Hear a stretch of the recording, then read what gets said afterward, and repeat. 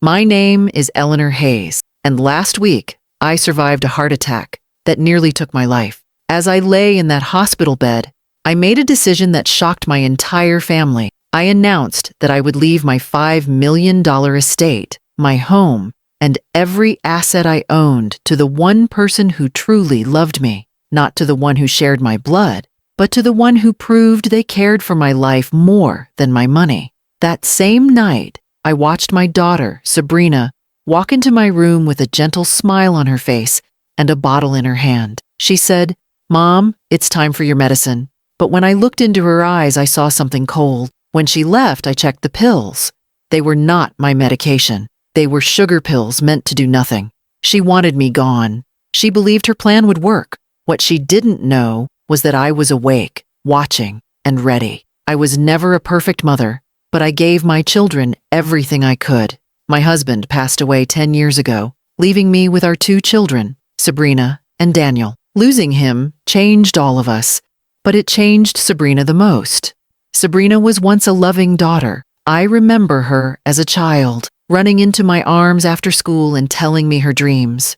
But as she grew older, she became obsessed with money, status, and appearances. She saw my success as a promise of luxury for her own future. She never hid it. She would say, "Mom, when I get the house, I want to turn your office into a walk-in closet." She didn't say if she inherited it. She said when. Daniel, my son, went the other way. He became quiet, humble, distant. He lived a modest life as a schoolteacher. He visited me occasionally, but his presence felt more like an obligation than love. He did not harm me, but he did not care for me either. He was simply waiting. Then came Maria Bennett. I hired her after my heart attack. She was not a relative, not someone who had any claim to my wealth. She was a gentle, sincere woman who treated me like a human being, not like a bank account. She brought me warm soup made from her grandmother's recipe. She adjusted my pillow when she thought I was sleeping. She sat by my bedside and prayed softly for my healing. One night, while Sabrina scrolled through luxury homes on her phone and Daniel checked his watch, waiting to leave, Maria held my hand and whispered, "You matter, not because of what you own, but because your life still has purpose." That sentence changed everything for me. It was then I understood that love reveals itself in action, not in words. The next morning, I gathered my family and spoke clearly. "I am changing my will," I said. "I will not leave my estate to anyone just because they share my last name. It will go to the one who proves they love me with their actions." The room went silent. Sabrina forced a smile. Daniel lowered his eyes. Maria stepped back in shock, clearly uncomfortable that she was even being considered. From that moment, the masks began to fall. Sabrina started showing exaggerated care. She brought me flowers and posted photos online with captions like, "Taking care of Mom is my #1 priority." But behind those staged moments, she was impatient, irritated, and watched the clock more than my heartbeat. Daniel kept his distance, polite, but emotionally absent. If I called his name, he answered, but never stayed long. He was not cruel, just disconnected. But Maria stayed by my side, quietly caring, without asking for anything. She never once mentioned the will. In fact, she tried to excuse herself from the topic entirely. Still, I knew things were about to change. When I saw Sabrina standing in the hallway whispering on the phone saying, "She won't last long if I handle her medication," my heart didn't race from fear. It raced from clarity. I was about to learn who my family really was. If you're still with me, hit that subscribe button and tell me in the comments where in the world you are watching from. I promise, this story is just getting started. After I announced the change to my will, my home no longer felt like a place of peace. It became a stage where every smile held a question, and every kind gesture had an unspoken price. Sabrina began visiting every day, arriving with gourmet meals, gift baskets, and expensive blankets as if love could be bought. She greeted me with a high, cheerful voice.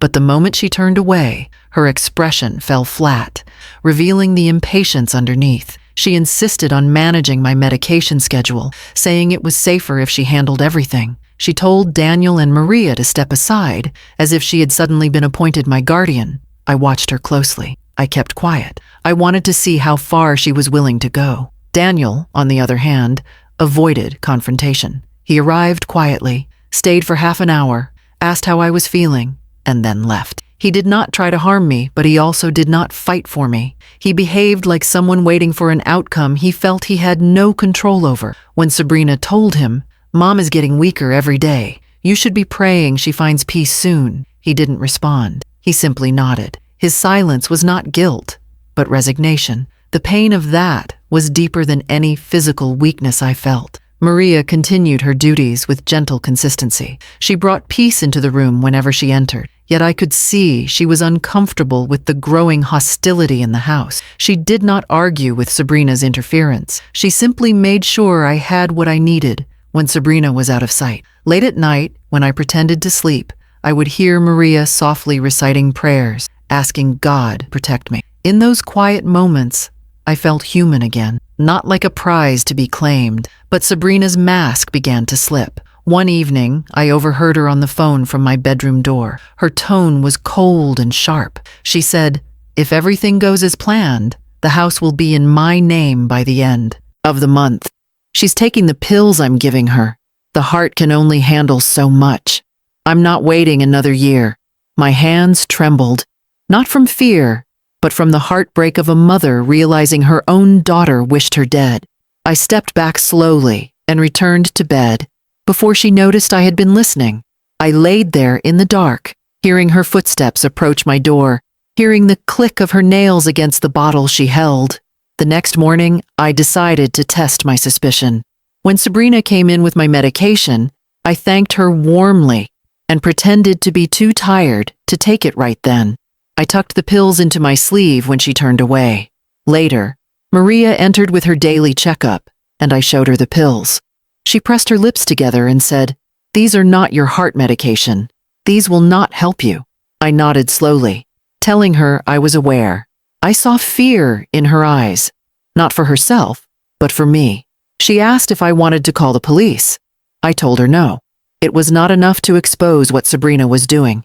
I needed to show the world who she really was. That night, Sabrina grew more confident. She hovered by my bedside, brushing my hair back with a false tenderness. She whispered, "Everything is going to be okay soon, Mom. You won't have to worry about anything anymore." She believed she already owned my future. She believed the will was just a formality. She did not know that I had already rewritten it, and the lawyer had it safely sealed in his office. She also did not know that every word she had spoken in the hallway, every pill she had tried to give me, had been recorded by the small camera installed in the corner of my room. I had prepared all of it the moment I felt my spirit wake up after the heart attack. I was no longer a victim. I was a witness preparing for justice. But the most painful moment was not when I realized Sabrina wanted me dead. It was when Daniel visited the next day. He walked in quietly, sat beside me, and looked at his hands. I asked, "Do you believe your sister has my best interests at heart?" He hesitated, then said, "I think she's struggling with fear. She doesn't want to lose everything." I looked at him carefully and replied, "Daniel, it's not fear that drives her. It's greed. Fear wants someone to live. Greed wants someone to die." He did not answer. He stood up, told me to rest, and left the room. That silence broke something in me. It was the day I understood that evil is not always loud. Sometimes it is the quiet acceptance of wrong. The tension rose every hour. I could feel my daughter waiting for me to weaken. She was counting down my breaths. What she never imagined was that with each passing day, she was walking directly into the truth I was building around her. The more she tried to end my life, the more clearly she revealed who truly loved me and who never did. Once I understood the depth of Sabrina's intentions, I stopped thinking like a helpless patient and started acting like a woman who had built her life from the ground up. I had already prepared my true will with my lawyer, naming Maria as my heir, and including a detailed statement of Sabrina's actions, along with recorded footage. But I knew that simply exposing Sabrina was not enough. The world needed to see what greed looks like when it wears the face of family. I knew Sabrina would not back down unless she believed she had already won, so I allowed her to continue believing her plan was working. I let my body appear weaker by refusing to speak much during the day and keeping my movements slow. The more frail I looked, the more confident she became. She began walking around the house as if she already owned it, opening drawers, calling decorators, and even telling Daniel she would ensure he received something sentimental, like a framed photo instead of any actual property. Daniel did not argue. He simply lowered his head, and in his silence, I saw a man who had abandoned me emotionally years ago and was now abandoning his own conscience. During this time, Maria became my anchor. She confided in me that Sabrina had confronted her in the hallway, accusing her of trying to manipulate me for money. Sabrina told Maria, "You won't win. My mother owes me everything.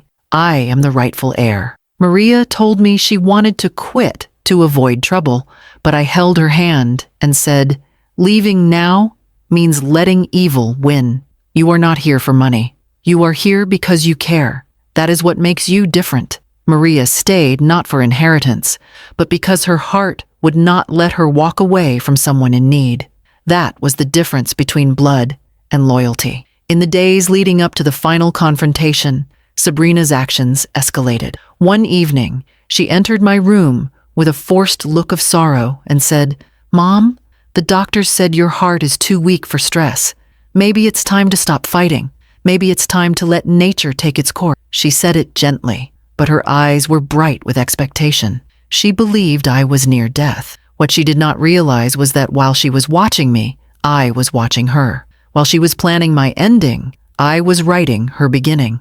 My lawyer called to confirm the will reading would be held at my home on Friday morning.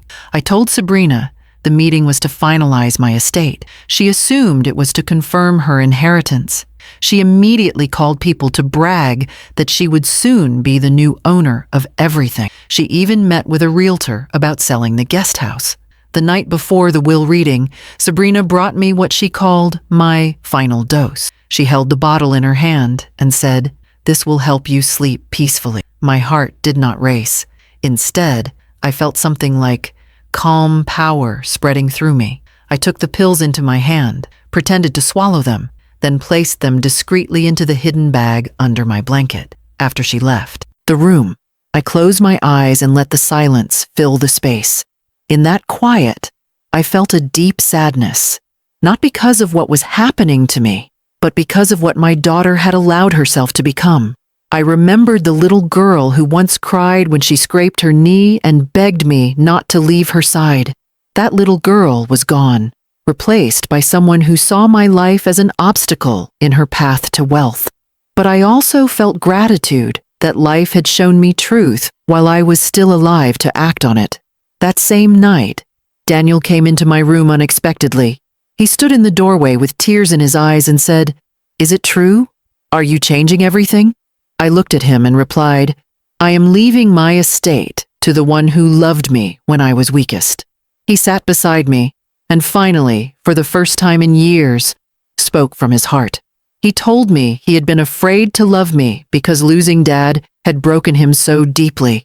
He said he could not bear the thought of losing me too, so he chose emotional distance as protection. I listened carefully and said, "Love is not proven when life is easy. It is proven when someone is willing to stand by you in pain." He lowered his head and whispered, "I failed you." I told him that failure can be forgiven when there is humility. I saw in his eyes the beginning of a man trying to find his way back, not to my money, but to my heart. As the sun set, I closed my eyes and made peace with what was coming. I was ready to face my daughter, ready to face the world, and ready to reveal everything. I was not weak anymore. I was awake, and I was prepared to let the truth speak louder than blood. Sabrina thought she had orchestrated an ending. She had no idea she had set the stage for her own exposure. Friday morning arrived with a heavy stillness, as if the walls themselves were holding their breath. My family gathered in the living room, a place that had once echoed with laughter, but now felt like a courtroom awaiting its verdict.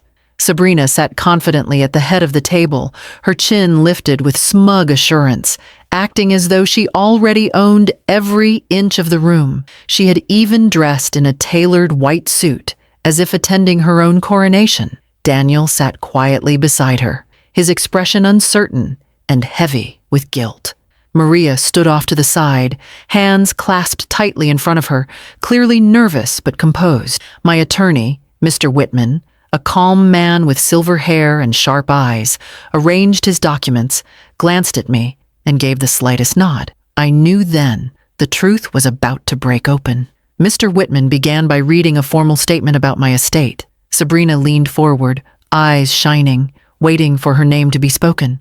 I remained silent, my heartbeat steady, my gaze fixed on my daughter. The statement opened by acknowledging my successful career, the properties I owned, my company shares, and my liquid assets. Sabrina lifted her hand slightly, as though ready to receive applause. But the next words froze her in place. Mr. Whitman read, "This estate shall be inherited not by bloodline, but by demonstrated love, loyalty, and compassionate care shown in my time of greatest need." Sabrina's smile faltered. Daniel shifted uncomfortably. Maria looked down, tears already filling her eyes. Then Mr. Whitman announced the name of the heir. I, Eleanor Hayes, leave my entire estate to Maria Bennett. The room erupted. Sabrina shot to her feet, knocking her chair backwards. "What kind of joke is this?" she screamed. Her voice cracked with fury and disbelief. "She is just a nurse. She is nothing. I am your daughter." Her words came out like venom, each one revealing more of who she had become. She looked at me with wild desperation, expecting me to laugh and say it was all a test. But I remained still. Mr. Whitman continued, unshaken. This decision was made based on recorded evidence of who truly cared for Eleanor's life and well-being, without expectation of personal gain. Sabrina's face turned pale, then flushed red with rage. She stepped toward me, voice trembling with anger, saying, "You are not in your right mind. You were manipulated." Her hand pointed sharply at Maria, her voice filled with hatred. "She poisoned you against us." Before she could continue, Mr. Whitman held up a remote and pressed a button. A video began playing on the large television mounted on the wall.